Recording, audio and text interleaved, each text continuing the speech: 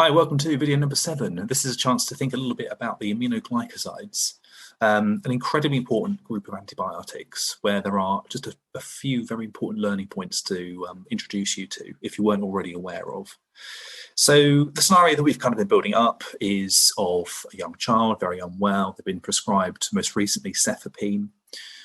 Sometimes in clinical practice, you may see aminoglycosides used in combination with antibiotics. And here we may actually add in an aminoglycoside to enhance the activity of the antibiotic we've already used. So it's used, aminoglycosides are often used synergistically with another, usually a beta-lactam. And it allows the beta-lactam to exert a bit of a better activity on the organism that you're trying to treat. There are a couple of really important things to say. So firstly, aminoglycosides work on the ribosome. They work specifically at the 30S subunit of the ribosome. And when they're used, particularly with a beta-lactam, that's useful in combating resistant organisms because you're attacking the organism from two different directions.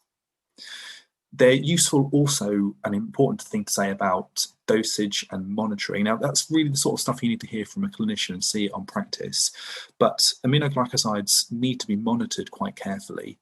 And you'll see that when you compare how they're dosed as well with a beta-lactam, the dosing changes and the kind of the way it's done differs. So with beta-lactams, you may dose over the course of a day. With an aminoglycoside, it's usually given at just one point in the day. The other antibiotic that we've covered up until now that you would also need to be very careful about dosage with and monitoring is vancomycin. So vancomycin and aminoglycosides, you need to be careful and monitor carefully. Now, the other thing to say, and the other reason that these are so important, is because they are very good for gram-negative infections. So again, remember, for anything that's gram-negative, it's incredibly precious and we need to be treating it with respect and with care. So here we may actually use an aminoglycoside, in this case potentially while we're waiting for cultures to come back, and we may be using it as an adjunct for another antibiotic until we actually know for sure what we're dealing with. Aminoglycosides is a group of antibiotics, it's not one thing. So looking through the guidelines, the antibiotics which came up a lot were gentamicin and tobramycin. There is another one which is called amikacin. But certainly for gentamicin and tobramycin, you'll see these used quite a lot. They have toxicities, so notably they're ototoxic and also they have nephrotoxicity. So you'll see them contraindicated sometimes for people that have renal impairment. And again, as mentioned, you need to monitor the levels carefully as you would do with vancomycin. Let's go through the spectrum of activity. When you're using an aminoglycoside, what you're basically trying to cover are gram-negatives. You wouldn't really use them on their own, or you shouldn't use them on their own for gram-positive coverage. They work synergistically, again, so they would probably work with a beta-lactam to enhance the action of that particular drug. I've put here the kind of maybe symbol because there might be a little bit of activity, but you wouldn't use them on their own.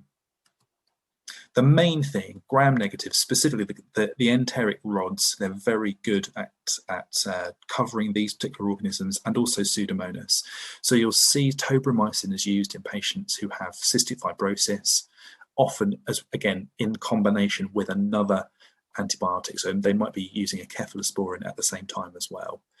Now, what they're not so useful for are the respiratory gram-negatives, but that's okay because if you really needed coverage against these organisms, you would switch to another antibiotic probably.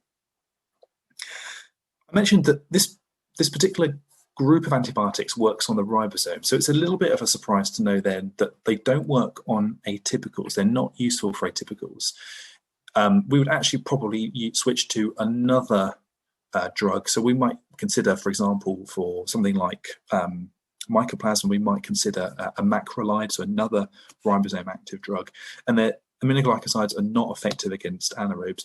Now, actually, again, depending on what you're treating, sometimes that's really useful. So if you're pretty confident you're treating an enteric rod or you're treating Pseudomonas, maybe covering anaerobic bacteria or atypical bacteria just isn't required, and so that can actually sometimes be a positive thing. So again, aminoglycosides, we're really thinking gram-negatives. let's go back to our chart. We can add in the gentamicin.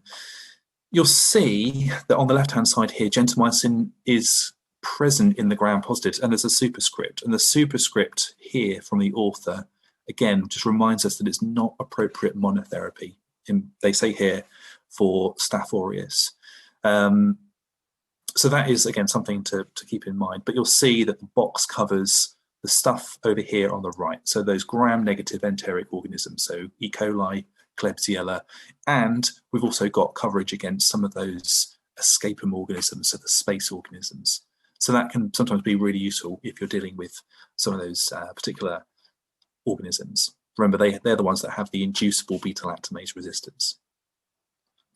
So there we have it. Aminoglycosides. You're thinking monitoring, you're thinking gram-negatives, and you're thinking also in terms of certain contraindications, so patients that have renal impairment. In the next video, we'll move on to another really, really important class of antibiotics, and they're the carbapenems. Thanks for watching.